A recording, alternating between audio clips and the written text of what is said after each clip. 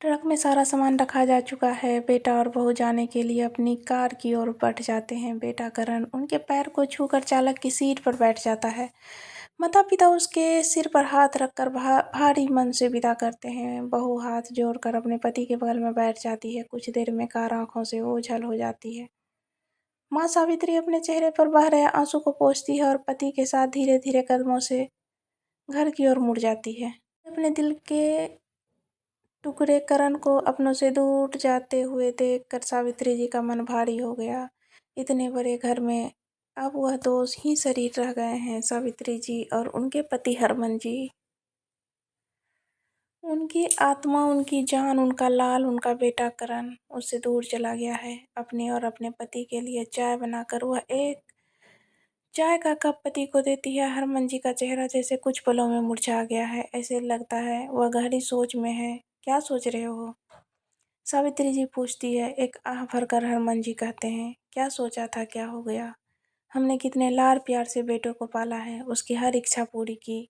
सोचा था कि जब बड़ा हो जाएगा तो हमारे बुढ़ापे का सहारा बनेगा, पर क्या पता था कि नियति को कुछ और ही मंजूर है। तुम्हें कितना चाव था कि करण बड़ा होगा तो उसकी शादी होगी, बहू घर में आएगी और बच्चे की किलकारियां और शोर से घर की दीवारें गूंज उठेगी। अब यह दीवारें सूनी हो गई है, एकदम खामोश और वीरान, क्योंकि बेटे बहू ने अपनी अलग दुनिया बसा ली है। जब करण ने बताया कि वो अपनी सहपाठी को पसंद करता है तो माँ बाप ने बेटे की पसंद को अपना बना लिया और बहुत धूमधाम से करण की शादी उसके कॉलेज की सहपाठी से करा दी। सुनीता सुंदर है, बड़े घर की लड़की है। अत्यधिक लाड़ प्यार से पलने की वजह से उसके व्यवहार में अहंकार और आक्रोश भर गया है। सावित्री जी ने सोचा था कि बहू आएगी तो वह दोनों मिलकर खूब बातें करेंगे और घर का सब काम मिलजुल कर करेंगे, पर नहीं। सुनीता को रसोई से चिढ़ती, रसोई के नाम से मुंह बना लेती। सावित्री का हाथ तो क्या बटाती, उसका गीला तौलिया तक तो करण सूखने को डालता है। सुनीता को ना रसोई ना ही घर के किसी और काम में रुचि है। उसे तो क्लब और होटल में अपनी सहेलियों के साथ ताश खेलने का शौक है। हर दूसरे दिन उसके घर में पार्टी होती जिसमें मांस और शराब का सेवन होता। बस यही सब सुनीता को पसंद था। ऐसा नहीं है कि उन्होंने सुनीता को नहीं समझाया, करण से भी बात की, पर सुनीता ने यहाँ तक कह दिया कि अगर उन्हें यह सब अच्छा नहीं लगता तो वो अलग हो जाते हैं। उन्हें उम्मीद थी कि उनका बेटा तो बहू को समझाएगा, पर वह जोरू का गुलाम ने सुनीता को समझाना तो दूर उसका साथ दिया। बहू और बेटे ने अलग फ्लैट ले लिया और वहीं शिफ्ट हो गए। समय तो रुकता नहीं, चलता रहता है। अब माँ बाप को भी बेटे के बिना रहने की आदत हो गई थी।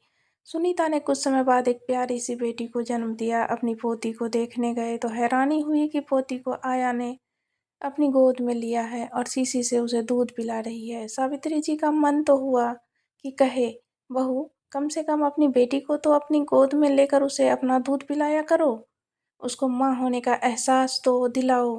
पर वह कह न सकी। जानती थी अभी बहू खरी खोटी सुना देगी।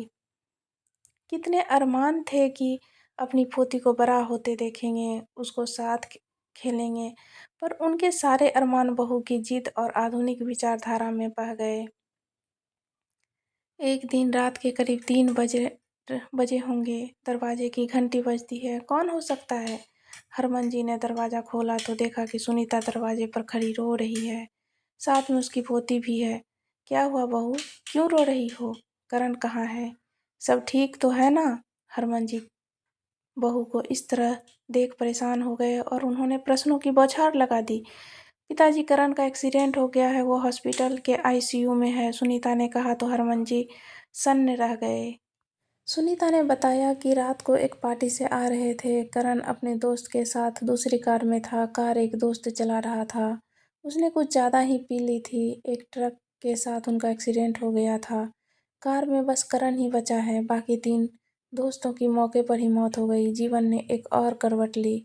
कल को क्या होना है कौन जानता है। सावित्री जी और हरमन जी जैसे माता पिता की प्रार्थना रंग लाई। करण 3 महीने के बाद जब ठीक हो गया तो हॉस्पिटल से हरमन और सावित्री जी को बोले, बेटा अच्छा हो गया, कल उसकी छुट्टी भी हो जाएगी, हम चलते हैं, अपना ध्यान रखना। सुनीता बोली, हमें नहीं साथ लेकर जाएंगे। हरमन जी और सावित्री जी ने उन्हें अपने अंक में भर लिया। आसमान में संध्या की लालिमा से मौसम सुहाना हो गया है। उड़ता पंछी शाम को अपने घोंसले में लौट आया है। घर की रौनक वापस आ गई।